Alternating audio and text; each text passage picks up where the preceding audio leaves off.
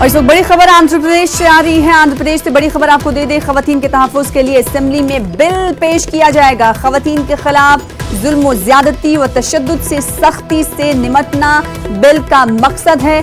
खवातीन से जुड़े मामलों का निपटारा के दिनों में करने की तजवीज़ है। 21 दिनों में तजवीज़ है करने की। इस वक्त की बड़ी खबर आपको दे रहे हैं। खवातीन के तहफ़्फ़ुज़ के लिए असेंबली में बिल पेश किया जाएगा और ये बिल आंध्र प्रदेश की असेंबली में पेश किया जाएगा। खवातीन के खिलाफ जुल्म व तशद्दुद से सख्ती से निपटना इस बिल का मकसद है। खवातीन से जुड़े मामलों का निपटारा 21 दिनों में तजवीज़ इस बिल में रखी गई है कि खवातीन के खिलाफ जो तशद्दुद होते हैं उस तमाम मामलों को निपटारे के लिए सिर्फ और सिर्फ 21 दिन मुख्तस किए जाएंगे। 21 दिनों की तजवीज़ रखी गई है।